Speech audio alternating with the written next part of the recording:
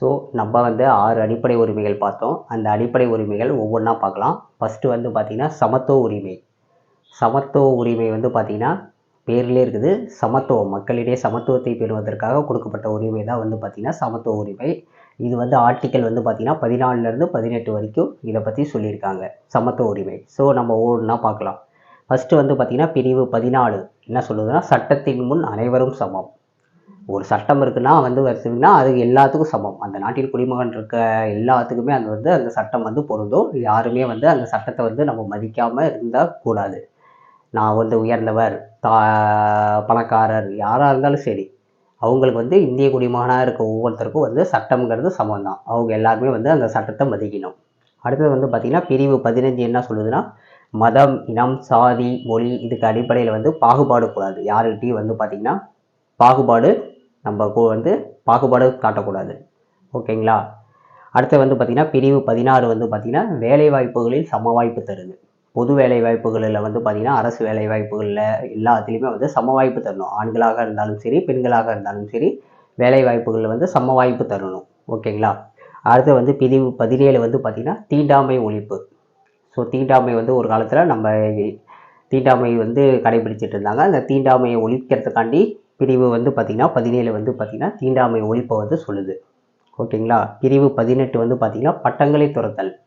உதாரணத்துக்கு ஆங்கிலேயர்கள் கொடுத்த சர்பட்டம் அந்த மாதிரிலாம் நிறைய பட்டங்கள் வந்து முன்ன இருந்துச்சு. அந்த பட்டத்தெல்லாம் திறந்துடணும். எந்த பட்டத்தை தவிரனா இராணுவம் மற்றும் படிப்புசார் பட்டங்கள், கல்விசார் பட்டம் தவிர. கல்வி சார்ந்த உங்களுக்கு ஒரு பட்டம் கிடைக்குதுன்னா அதை நீங்கள் வச்சுக்கலாம். இராணுவத்தின் மூலயமா ஒரு பட்டம் கிடைக்குது அப்படின்னா அதை நீங்கள் வச்சுக்கலாம்.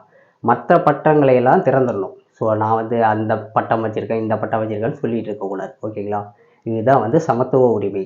ஸோ இப்போ இந்த ஆர்டிகல்ஸ்லாம் வந்து நம்ம எப்படி ஈஸியாக ஞாபகம் வச்சுக்கிறது அப்படிங்கிறத ஒரு ஷார்ட்கட் மூலிமா பார்க்கலாம். ஸோ ஃபஸ்ட்டு வந்து பார்த்திங்கன்னா பிரிவு 14. ஸோ ஒரு வீட்டில் வந்து பார்த்திங்கன்னா 4 பேர் இருக்காங்க. அவங்க 4 பேர் எப்போம்னா சமமாக இருப்பாங்க. ஒரே வீட்டில் இருக்க 4 பேர் வந்து பார்த்திங்கன்னா சமமாக இருப்பாங்க. அப்பா, அம்மா, 2 குழந்தைகள் இருக்காங்கன்னா எல்லாமே சமமாக வந்து பகிர்ந்துக்குவாங்க, சமமாக சாப்பிட்டுக்குவாங்க, வந்து சமமாக இருப்பாங்க. ஆனால் அந்த வீட்டில் 5ஆவதாக ஒரு ஆள் வந்துச்சுன்னு வச்சிங்களேன், புதுசாக ஒரு ஆள் வந்துச்சுன்னா பாகுபாடு காட்ட ஆரம்பிச்சிடுவாங்க. ஓகேங்களா? அதுதான் பிரிவு 15 வந்து பார்த்திங்கன்னா பாகுபாடு. ஓகேங்களா? இதை ஞாபகம் வச்சுக்கோங்க. 4 பேர் வந்து சமமாக இருக்காங்க. 5ஆவதாக ஒரு ஆள் வந்துச்சுன்னா வந்து பார்த்திங்கன்னா பாகுபாடு காட்ட ஆரம்பிச்சிடுறாங்க. அடுத்தது வந்து பார்த்திங்கன்னா பிரிவு 16 வந்து பார்த்திங்கன்னா வேலை வாய்ப்புகளில் சம வாய்ப்பு. ஸோ நம்மளுக்கு வந்து பார்த்திங்கன்னா ஒரு வேலைன்னு இருக்கும்போது வந்து அதில் சம வாய்ப்பு கொடுத்தாங்கன்னா தான் ஒரு ஆறுதலாக இருக்கும். அது ஆண்களாக இருக்கட்டும், பெண்களாக இருக்கட்டும், ஒரு வேலை வாய்ப்பு இருக்குன்னா அதில் வந்து எல்லாத்துக்கும் சமமாக வேலை வாய்ப்பு இருந்தால் தான் வந்து ஒரு ஆறுதலாக இருக்கும்.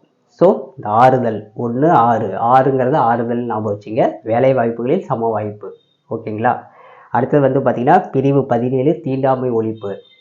தீண்டாமையை ஒழிக்கணும்னா என்ன பண்ணணும்? ஒரு ஊரே சேர்ந்து எழுந்து அந்த தீண்டாமையை ஒழிக்கணும்.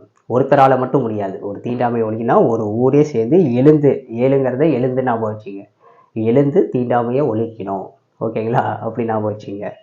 அடுத்து வந்து பார்த்திங்கன்னா பிரிவு 18 வந்து பட்டங்களை துறத்தல்.